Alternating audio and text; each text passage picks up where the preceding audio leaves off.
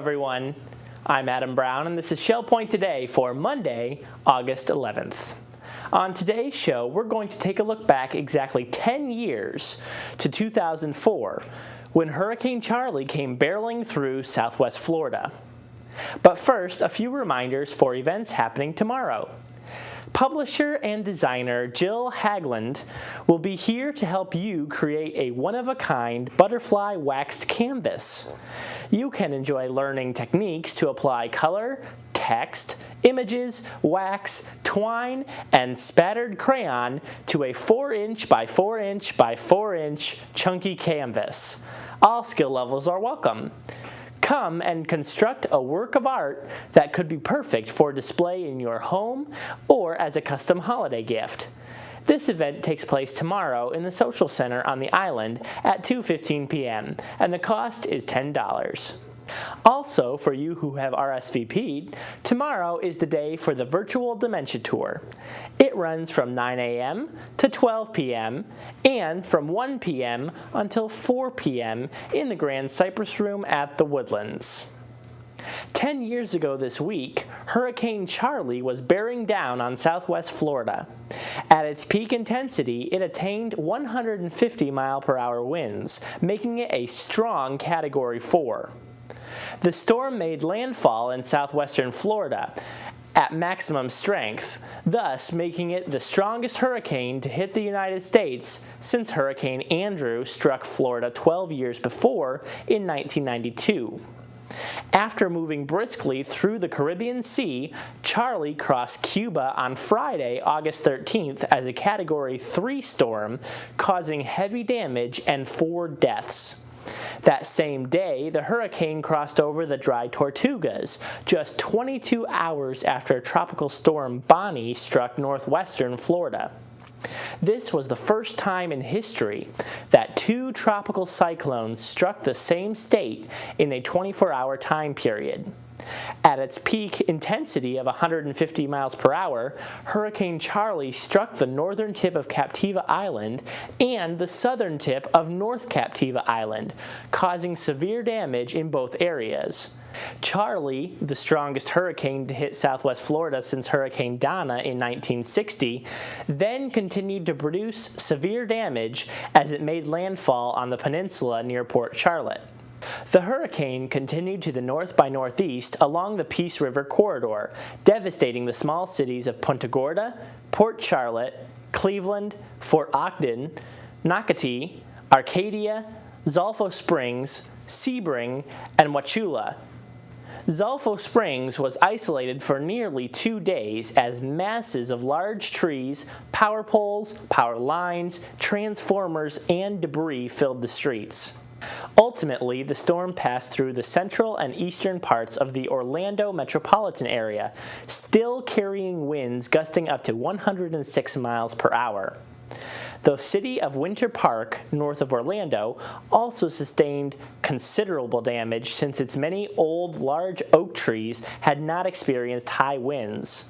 Falling trees tore down power utilities, smashed cars, and their huge roots lifted underground water and sewer utilities. The storm slowed as it exited the state over New Smyrna Beach and Ponche Inlet just south of Daytona Beach.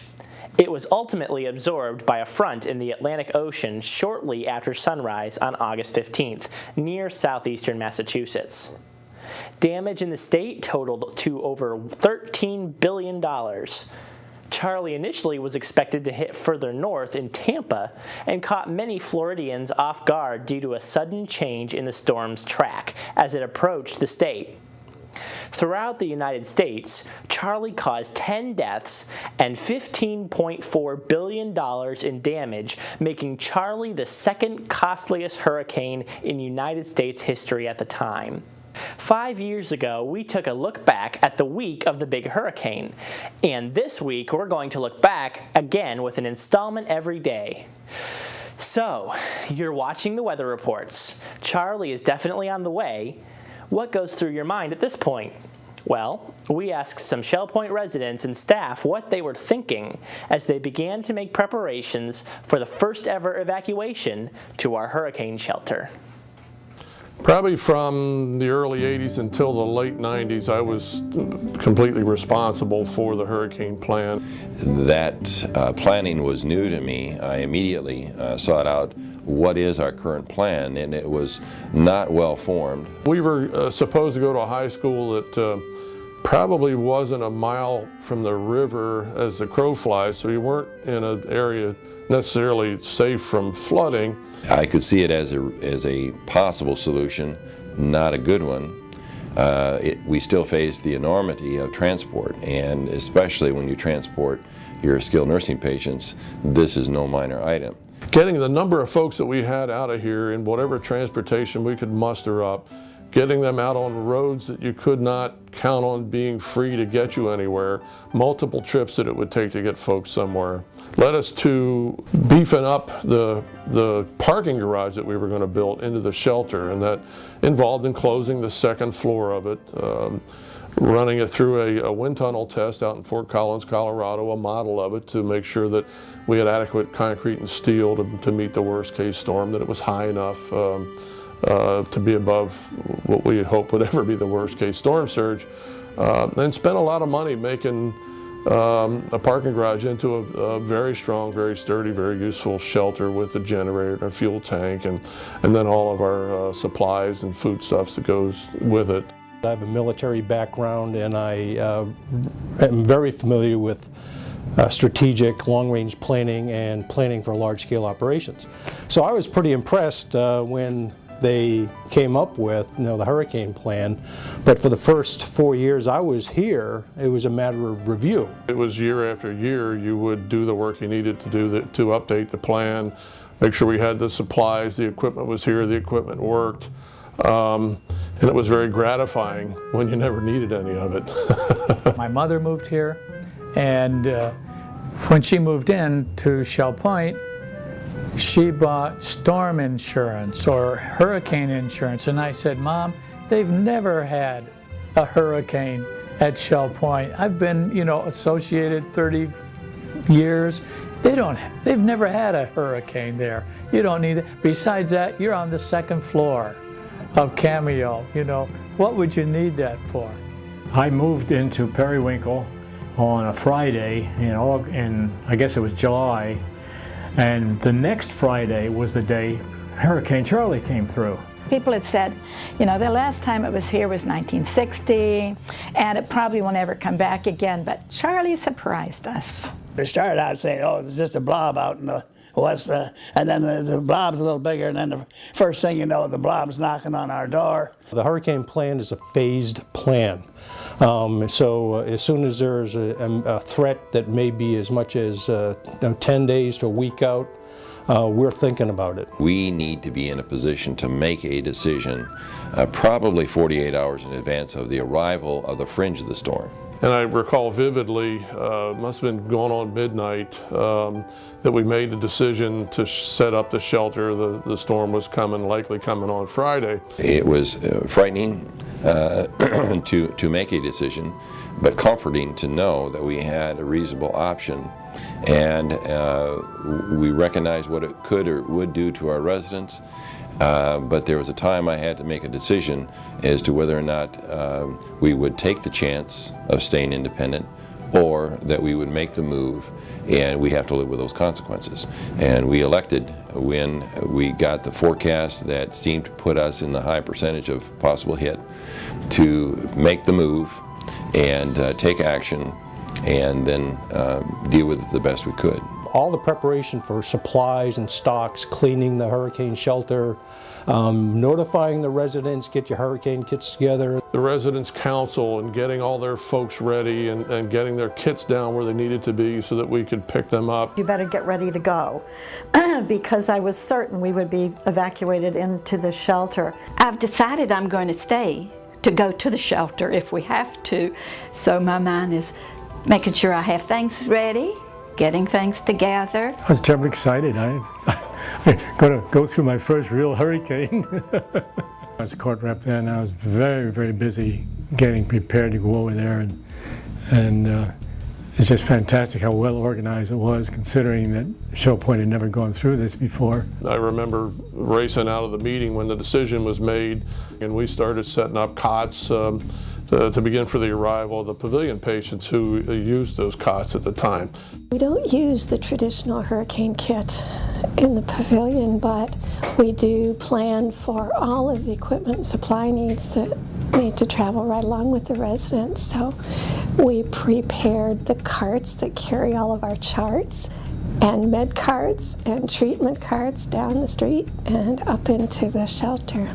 It was quite an undertaking, and then they had to figure out how they were going to get the people from the pavilion to the parking garage, and most of it was pushing them by wheelchairs hand over hand. Our son David and his wife and their daughter, whom they were taking on their way to college, were here, and there was a call for volunteers along at night, and David and Franny and Rebecca went over and worked all night, most of it in the rain, preparing the people from pavilion to go to the hurricane shelter.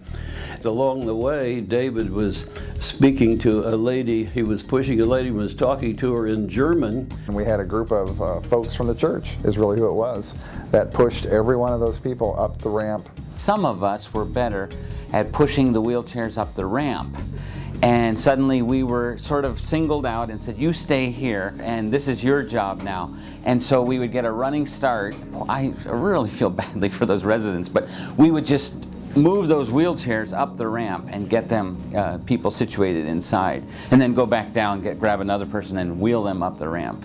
And I don't know how many times we actually did that, but a lot of residents had the ride of their life going up that ramp, you know. There was an abundance of help on the front end, and so I ended up working with helping people off buses and getting their things off buses and kind of encouraging them a little bit. It was, again, such a new experience, and to have the idea of something that strong and that powerful coming, and then to watch the way that we addressed it and planned for it and set up the hurricane shelter, all those things for me I think were a great introduction to Shell Point and the manner in which we do things methodically. Considering that we had never done it, things went extremely well. So many people really stepped up to the plate and took things over that they weren't necessarily assigned to do prior to the storm. They just happened to be the ones that were there. The thing that meant the most to me as an individual, having gone through Andrew, was that I had a place to go, a place that was safe. Shell Point had really made wonderful accommodation for us, and I really wasn't concerned about it because it seemed to me that under the worst circumstances we were going to be fine. We embraced it fully, that we were going to make it the best experience we could. We had a plan. We were all committed to it, and it was the esprit de corps that I respect so deeply among our staff, who are concerned about the well-being of these residents, who said, we're going to do whatever it takes, and we're going to make it the best experience we possibly can. As we've said, the best way to calm fears about hurricanes is to be prepared. And at Shell Point, we've done a pretty good job of keeping you informed through our annual hurricane seminar, articles in Shell Point Life magazine, and segments right here on Shell Point TV. And that includes what to pack in your hurricane kit. Perhaps the most important item is the one right underneath you, your hurricane chair. What kind should you get? Well, here's Bob Southern with some advice.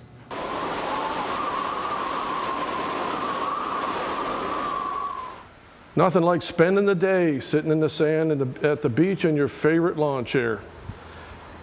However, I'm not at the beach. I'm in Shell Point's hurricane shelter.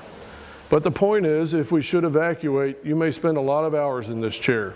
So go out and do your shopping, find one that's comfortable for you so that you can do that time as you need to. Our only request is that it's no more than 27 inches wide. Beyond that, it's your call. And the nice thing is, you can still use it down at the beach anytime you want. I'm Bob Southern, and that's good hurricane season advice. Stay tuned all this week, as every day we will look back 10 years ago to that summer's big event, Hurricane Charley. But for right now, it's time to cover all of Monday's happenings, menus, and Village Church connections right after this word from David Howenstein about his radio show on TV, Listening to the Words. In this week's Listening to the Words program, a captive girl's imagination trumps her evil father. A handicapped boy falls for the runt of some newborn puppies. Slurpy dog kisses are not only safe, but also good for you. If keeping up with home improvement guru Bob Vila leaves you behind, get some laughs from someone else like you. Being blind does not keep some people from seeing clearly. This program, 109, was first aired in May of 2013. I'm your reader-host, David Howenstein, assuring you that this is the 6th and last summer encore program before I return to Shell Point with a brand new program of stories, poems, and articles. Thank you for listening to The Words, which is broadcast each Monday through Sunday on Shell Point Channel 12 and is available to your friends and relatives anytime at www.shellpoint.net/listening. Welcome to the happening segment of Shell Point TV. I'm Bev Chandler here with Jill Alderink, and we're going to go over the activities that we offer for you here today at Shell Point. We're going to start at 8:15 this morning. We have a trip going off to Drapers and Damon's. It's Fashion by Drapers and Damon's trip. The court pickups begin on the island at 8:15, the Woodlands at 8:25, and Eagles Preserve 8:35. Sign up is required. At 9 o'clock, we have the men's round robin tennis at the Woodlands Tennis Courts. At 9:15, we have billiards. That's played at the Resident Activities Center. Also at 9:15, we have pottery with instruction available in the pottery studio. And our last 9:15 activity is virtual bowling, and that's in the Resident Activities Center. At 10:30, we have the Disciple Men's Bible Study Group. That'll be in the game room of the Woodlands. 10:45 is the time that table tennis is set up with the clinic at the Tarpon Room down in the tunnel. And we conclude our morning at 11:30 with the Health Connections class, Agility and Flexibility. That's in the Health Club and is currently full. Now here's Jill to tell you what's going on in the afternoon. Thanks, Bev. At noon, we have Mahjong in the Sable Room at the Woodlands. At 1 o'clock, there's a Health Connections Balance Basics at Assisted Living. If you've already signed up, that is a closed event. It'll be taking place in the Community Room in Kings Crown. At 1:15, we have several activities going on. We have the Pavilion Auxiliary Orientation. That will be in the Social Center. Sign up is required. Also at 1:15, we have Samba, the card game, in the Resident Activity Center on the island. Also at 1:15, we have table tennis in the Tarpon Room and tone chimes in the Osprey Room on the island. At 1:45, we have Health Connections Balance and Mobility Training Level 1. That will take place in the Health Club. At 2 o'clock, the Beady-Eyed Bead Club will be meeting in the Oak Room at the Woodlands. At 3 o'clock, Health Connections Pilates Stretch in the Health Club on the island. At 3:30, another Health Connections Aqua Agility and Conditioning, and that takes place in the LifeQuest Aquatic Center on the island. At 5:30, we have the Singles Dining in the Crystal Dining Room. And at 6:30, we finish our evening with Duplicate Bridge in the game room at the Woodlands. That concludes our activities for today. We'll see you right back here tomorrow. Hi, I'm Terry Colath, manager of the Academy of Lifelong Learning and the auxiliary here at Shell Point. I'd like to take a couple minutes to talk with you about the next session of the Academy. Your brochures for fall will be delivered to your mailbox on Wednesday, August 13th, and registration begins the very next day. Please use one registration form for each person, and please use your legal name, as that is how you will be found in our Shell Point database. You do not use a registration form for coffee with a neighbor, but rather we request that you pick up a ticket at either service desk. For the first 2 days of registration, both service desks stamped the registration form with the date and time it was received, and then they were all forwarded to our new program coordinator, Liz Rose. Liz enters them into our database in the order in which they were received. If there is a fee, it is automatically charged to your resident account. A confirmation form is mailed to you. Please look carefully at your confirmation form to make sure you are actually registered for the course. If you are on a wait list, that will be indicated, as well as the number you are on the wait list.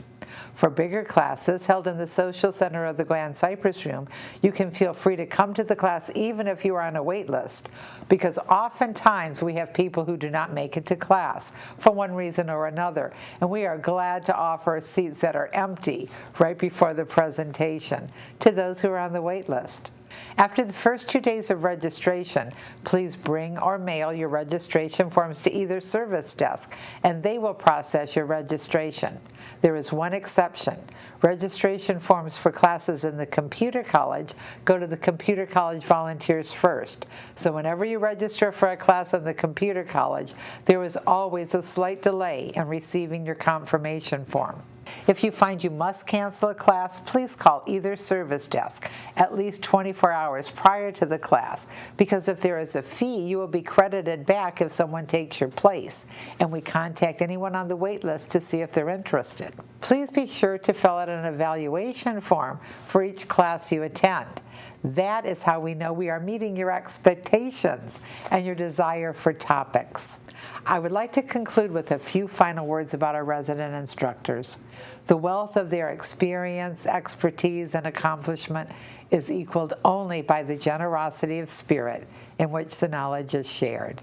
We are blessed and grateful for each instructor and for each student. I look forward to seeing you in the fall session, September 8th through November 28th. Menus for Monday. In the Crystal Room, the Crystal Platter is baked ham with mashed sweet potato and collard greens. The dinner special is Old Home Cooking Night for $9.95, and the soup of the day is chicken gumbo. In the Island Cafe for lunch, the special is turkey, ham, and Swiss panini with chips for $7.25. The dinner special is grilled tilapia with fruit salsa, rice pilaf, and mixed vegetables for $8.25, and the Palm Grill is closed on Mondays. All menus are available 24 hours a day at www.shellpoint.net. It's a joy to welcome you today to Village Church Connections. Thank you so much for being with us. We have been talking for a number of weeks now about an international worker in residence that we were anticipating coming to Shell Point. And I am delighted today to be able to introduce you to Janice Quinlan, our international worker in residence. Welcome, Janice. Thank you. Janice, we are so delighted that you are finally here. We've been looking forward to it for so many months. And it was a joy to welcome you to Shell Point when you arrived. Thank you. I felt very welcomed. Just to help us get to know you a little bit better, tell us a little bit about where you're from originally. I grew up in Connecticut, in Milford, Connecticut. Okay, and you spent all your growing up years then in the Northeast? Yeah, until I went to Nyack College, which really was only like 65 miles from where I grew up. Okay. And you have spent the last 29 years in Thailand, Yes. I believe. What drew you to Thailand? When I was a child, that was during the Vietnam era, and I really started to have a burden for Southeast Asia, specifically for Vietnam, when I was about 9 years old and the Tet Offensive happened, and I was attending a little church plant in a fire hall, and we had roses in honor of the missionaries who had been martyred at the Tet Offensive, and just had such an impression on me as a child, and I wanted to go to Vietnam, but by the time I was ready to go overseas, you couldn't get visas for Vietnam, Cambodia, or Laos, and it was either Thailand or another part of the world, and so I chose to go to Thailand. And you've been there for quite some time now, involved in a variety of things. You've done church planting, you've done teaching, and most recently you've been the field director for a team of people that are there in the country. As you think about Thailand, what are some of the things that you most enjoy about that country? I'd have to say that I love the people of Thailand. They're a gentle, kind people. Thailand is known affectionately as the land of smiles, and so when you meet Thai people, they often smile back at you.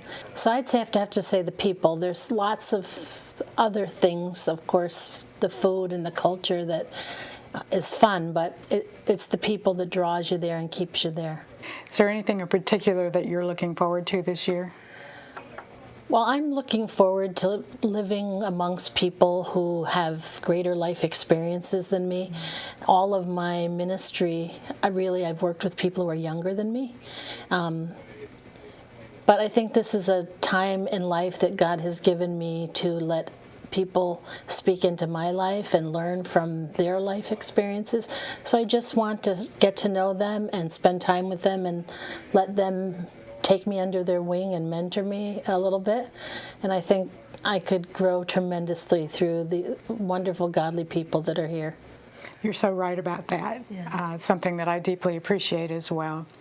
You will have a couple opportunities coming up to talk further about yourself, your ministries in Thailand, the country of Thailand, perhaps even some of the unrest that we've heard about recently.